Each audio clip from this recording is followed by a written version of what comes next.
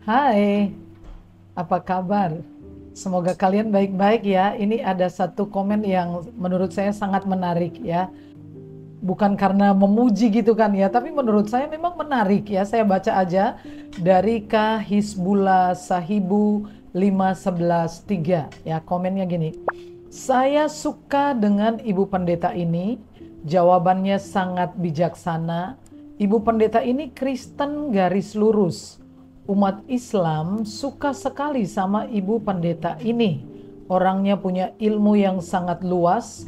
Sulit mendapatkan pendeta sama dengan ibu ini. Terima kasih. Dari seluruh pendeta yang kami lihat, hanya ibu pendeta ini yang kami suka karena ceramahnya masuk akal. Nah, biar saya beritahu bahwa yang sebenarnya adalah kerinduan saya, keinginan saya untuk membangun satu komunikasi di mana kita lebih dapat menghargai perbedaan, menerima perbedaan dan menghargainya. Kenapa? Saya ambil contoh. Misalnya kita itu suami istri. Kan kita tidak selalu punya pikiran yang sama. Apakah ketika kita cara berpikirnya nggak sama, kemudian kita harus bertengkar, harus memusuhi? Kan tidak dong. Apakah sepanjang waktu kita harus makan menu yang sama? Apakah kita selalu harus memakai baju couple gitu, ya seragam sepanjang waktu? Kan juga enggak. Itu baru hal-hal yang sangat sederhana. Belum lagi kalau pasangan itu beda keyakinan. Kalau seandainya mereka tidak punya kemampuan untuk menerima dan menghargai perbedaan, saya yakin setiap hari pasti bertengkar. Jadi maksud saya begini, bahwa anggaplah kita itu sedang mempelajari ilmu agama. Saya belajar tentang agama Hizbullah Sahibu. Demikian juga saya memiliki kewajiban, saya mewajibkan diri saya untuk mempertanggungjawabkan iman saya juga. Nah, kalau tidak ada interaksi semacam ini, saya tidak tahu bahwa ternyata saudara-saudara Muslim juga percaya bahwa Yesus Kristus akan datang kemudian membantu teman-teman Muslim menghadapi yang namanya Dajjal. Saya justru baru tahu ketika terjadi interaksi semacam ini, ya, sama seperti Bapak Presiden pertama Insinyur Soekarno yang pernah mengucapkan suatu statement yang sampai saat ini masih dikenang, menuntut ilmu lah atau belajarlah menuntut ilmu sampai ke negeri Cina. Sejauh itu, kalau sekarang kan kita sudah dekat ya.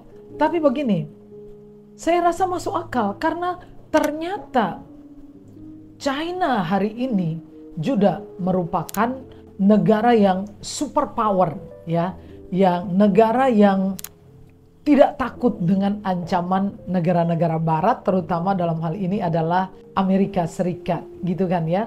Mereka berkembang luar biasa dalam terobosan teknologi, mereka muncul lebih cepat dan bersaing dengan dunia internasional. Sungguh sangat luar biasa bahwa Bapak Presiden Insinyur Soekarno meminta atau menghimbau kepada rakyat Indonesia, pemuda Indonesia supaya tuntutlah ilmu, belajarlah sampai ke negeri Cina.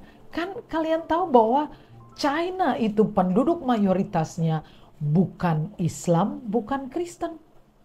Ya kan? Tetapi mereka mengalami kemajuan yang sangat pesat. Jadi apa salahnya kita itu menuntut ilmu, belajar dari seseorang atau satu bangsa, atau dari seseorang yang walaupun beda keyakinan, namun kita bisa belajar. Saya kasih contoh lain. Misalnya, saya sakit dan harus pergi berobat. Apakah saya harus menunggu sampai ada seorang dokter beragama Kristen baru saya mau dirawat? Kan tidak. Bahwa di sisi lain kehidupan ini kita masih saling membutuhkan satu dengan yang lain. Jadi begini, tujuan saya selama ini, Anda bisa melihat di dalam konten-konten saya, tidak ada satu konten pun yang saya menyerang keyakinan orang lain, agama orang lain, kepercayaan lain. Tidak ada.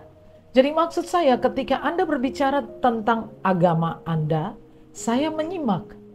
Kalau kira-kira saya tidak cocok, saya diam saja. Demikian juga ketika saya harus mempertanggungjawabkan keyakinan saya dengan menjawab pertanyaan-pertanyaan, maka berilah juga saya kesempatan untuk menyampaikan apa yang menjadi keyakinan saya. Kalau misal Anda tidak cocok dan bahkan mengatakan tidak masuk akal, bahkan tidak bisa percaya, ya tidak apa-apa, tetapi tolonglah supaya kita jangan mencela. Karena yang beragama Islam itu kan mayoriti di negeri ini. Yang kedua, yang agama Kristen gak cuma saya. Jadi kalau kita mencela agama mereka, kita sebetulnya berhadapan dengan jutaan pengikut agama di belakang mereka. Gitu maksud saya. Toh pada akhirnya untuk menjadi Muslim itu, atau menjadi Islam, atau beragama Islam, atau menjadi mualaf, itu kan butuhnya yang namanya hidayah. Benar nggak? Ya kan? Karena bisa menjadi Muslim itu butuh hidayah. Dan hidayah itu adalah milik Allah. Nah, sama. Untuk bisa menjadi seorang Kristen seperti saya, itu butuh yang namanya kasih karunia Allah. Bisa percaya kepada Yesus sebagai Tuhan dan penyelamat itu butuh kasih karunia. Jadi saya tidak perlu sakit hati ketika ada seseorang yang kemudian tidak bisa mempercayai Yesus, tidak apa-apa. Misalkan teman-teman Muslim mengatakan Yesus itu adalah nabi, ya tidak apa-apa. Kira-kira kalau teman-teman Muslim ngomong Yesus, aku percaya engkau nabi, kira-kira Yesus tersinggung nggak? Nah, kalau Yesus saja nggak tersinggung, kenapa kita harus tersinggung gitu loh. Tapi sebaliknya ketika saya menyatakan keyakinan saya bahwa Yesus adalah Tuhan, ya cobalah untuk direnungkan. Finally, saya ingin menguncinya dengan pernyataan ini. Lakum dinukum waliyadin. Bagimulah agamamu dan bagikulah agamaku. Jadi kita bisa saling memahami, saling menghargai, dan salam toleransi.